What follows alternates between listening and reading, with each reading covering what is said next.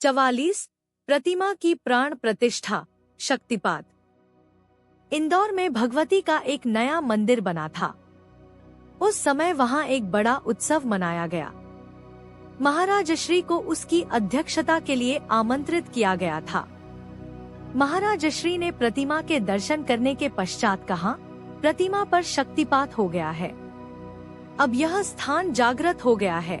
प्रतिमा पर शक्तिपात सुनकर कुछ अजीब सा लगा।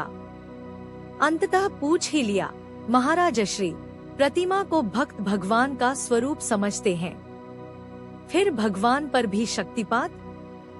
बात कुछ समझ में नहीं आई।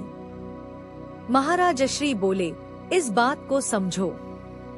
पहले तो प्रतिमा पत्थर का एक टुकड़ा होती है, जिसे कलाकार अपनी कला से गढ़कर उसे सुंदर आकार प्रदान करता है।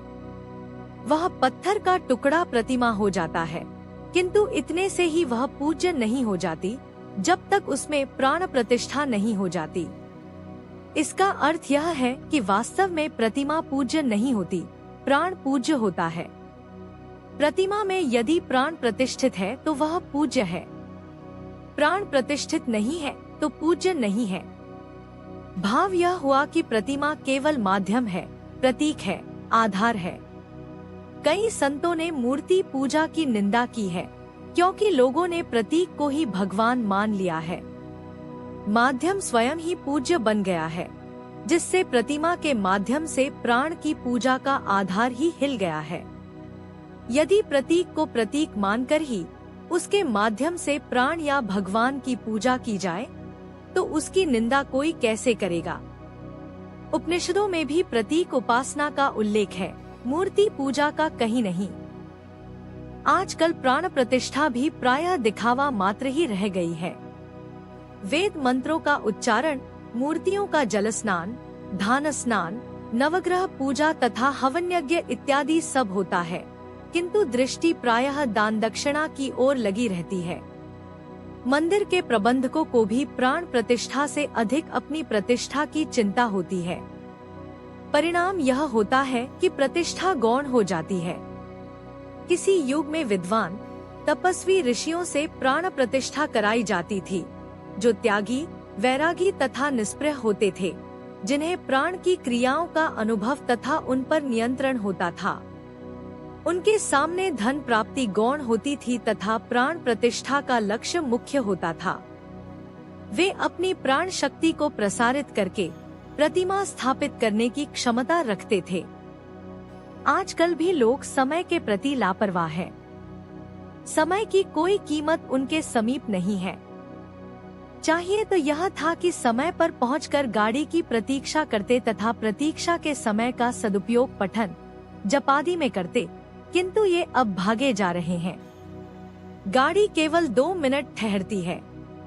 अधिकांश लोग गाड़ी नहीं पकड़ पाएंगे। यही हाल जीवन में भी होता है। युवावस्था में जब साधन का समय होता है, तब कोई साधन नहीं करता। गाड़ी आने की अर्थात वृद्धावस्था की प्रतीक्षा में जगत भोगों में ही रत रहते हैं। वृद्धावस्था आती है तो गाड़ी निकल चुकी होती है। तब तक साधन का अवसर बीत जाता है, क्योंकि इंद्रियों में शिथिलता आ जाती है। गाड़ी प्लेटफॉर्म छोड़ चुकी होती है। मन की वासना का यौवन होता है तो शरीर की वृद्धावस्था। ऐसे में साधन कैसे संभव है। बुढ़ापे में मन अधिक चंचल हो जाता है।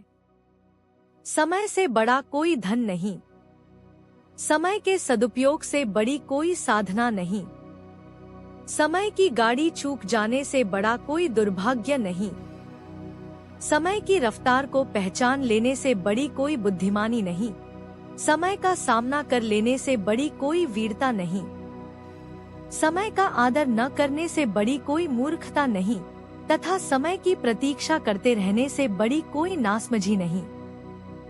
साधक अनुकूल समय की प्रतीक्षा नहीं किया करते। उनके साधन की गाड़ी प्लेटफॉर्म पर प्रत्येक परिस्थिति में तैयार ही मिलती है। वह प्राप्त परिस्थितियों का सदुपयोग करना जानते हैं। प्रत्येक परिस्थिति को भगवान का कृपा प्रसाद मानकर शिरोधार्य करते हैं तथा जितना जैसा संभव होता है साधन में जीवन व्यतीत करते हैं। उनके लिए प्रत्येक परिस्थिति एक परीक्षा के समान होती है तथा वह प्रत्येक में से उत्तीर्ण होकर निकलते हैं। साधन एक ऐसी अमूल्य तथा अचूक औषध है कि यदि समय के अनुसार उसका सदुपयोग किया जाए तो भवरोग समूल नाश कर देती है। समय विपरीत होने पर समय ही उसको ठीक कर देता है। समय पर लिया गया आराम नई स्फूर्ति प्रदान करता है। समय पड़ने पर मित्र तथा शत्रु की पहचान हो जाती है तथा समय रूपी सांप के निकल जाने पर केवल लकीर को पीटते रहने का कोई लाभ नहीं। इन लोगों का गाड़ी पकड़ने के लिए भागना लकीर पीटने के समान है। जो समय पर नहीं चेता उसने कभी कुछ प्राप्त नहीं किया। जिसने कभी समय व्यर्थ नष्ट नहीं किया वह सदा लाभ में ही रहता है। जो समय के प्रवाह के साथ साथ मृत्यु को अपने निकट आता देखता है वह सदा ही सचेत बना रहता है। जो समय की अनुकूलता में उसका स्वागत करता है तथा प्रतिकूल होने पर कछुए के समान अपने अंगों को समेट लेता है वह सदा संकट से बचा रहता है। जो समय के प्रत्येक क्षण का उपयोग भगवद नाम स्मरण तथा साधन में करता है उसके सभी संचित पाप ज्ञानाग्नि में जलकर भस्म हो जाते हैं। इसीलिए कहा कि समय से बड़ा कोई धन नहीं। जैसे मुरझाया हुआ फूल दोबारा खिल नहीं सकता, जैसे टूटा हुआ पत्ता दोबारा वृक्ष पर लग नहीं सकता, जैसे मरा हुआ व्यक्ति दोबारा जीवित नहीं हो सकता, उसी प्रकार बीता हुआ समय भी दोबारा लौटकर नहीं आ सकता। जल प्रवाह की तरह समय का भी प्रवाह है। समय का अखंड प्रवाह न कभी टूटता न रुकता है। अनंत काल से प्रवाहित होता आ रहा है, अनंत काल तक प्रवाहित होता रहेगा।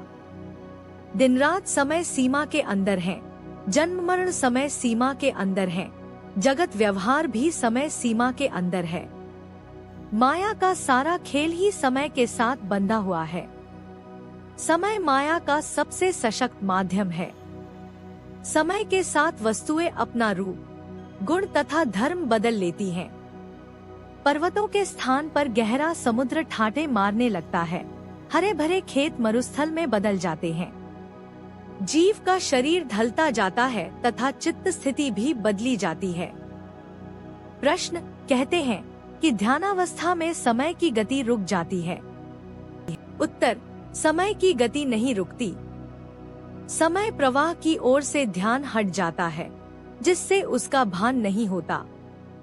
जिस प्रकार यदि तुम अपना मुंह दूसरी ओर कर लो तो पीठ पीछे का दृश्य दिखाई नहीं देगा, किंतु फिर भी दृश्य होगा तो सही। उसी प्रकार योगी का लक्ष्य भी किसी ध्येय पदार्थ पर ऐसा जम जाता है कि एकाग्र होकर तदाकार हो जाता है। बाकी किसी बात का भान नहीं रहता, न समय का न अन्य किसी दृश्य का। इसीलिए कहा गया है कि जिनको परमार्थ लाभ हो जाता है उनके लिए जगत नष्ट हो जाता है, जबकि सामान्य जनों के लिए पूर्ववत बना रहता है। प्रश्न, एक ओर आप समय को सबसे बड़ा धन कह रहे हैं, दूसरी ओर समय के प्रवाह से हटने की बात करते हैं। दोनों में से किसे सत्य समझा जाए? उत्तर, दोनों को। समय के सदुपयोग से ही समय के प्रवाह से निकला जा सकता है। समय साधक का सबसे बड़ा धन है, जबकि सिद्ध इस धन का त्याग कर देता है। जैसे किसी पहाड़ को पार करने के लिए पहाड़ के सहारे ही चढ़ा जाता है, किंतु दूसरी ओर जाने के पश्चात पहाड़ पीछे छूट जाता है। साधक कभी समय की अवहेलना नहीं करता, क्योंकि उसे समय के पार जाना होता है। आता वह एक एक क्षण का सदुपयोग करता है। प्रश्न, क्या शक्ति भी समय के अंतर्गत है? उत्तर, नहीं। शक्ति तो ईश्वरीय है जो माया से अतीत है। माया तथा काल, समय दो समानांतर नदियों के समान है। एक के प्रवाहित होते ही दूसरी भी प्रवाहित हो उठती है। एक के सूख जाने पर दूसरी भी सूख जाती है। ईश्वर के लिए यह सब लीला के समान है। हाँ, शक्ति की क्रियाएं अवश्य समय के अंतर्गत आ जाती हैं। हम कहते भी हैं कि इतनी देर अमुक क्रिया अनुभव होती रही। जहाँ क्रिया का आधार किसी भी स्तर तक भौतिक होगा, वहाँ समय होगा, माया होगी। क्रिया आधार के बिना प्रकट नहीं हो सकती, इसलिए क्रिया समय सीमा में आ जाती है, किंतु शक्ति उस सीमा से बाहर बनी रहती है।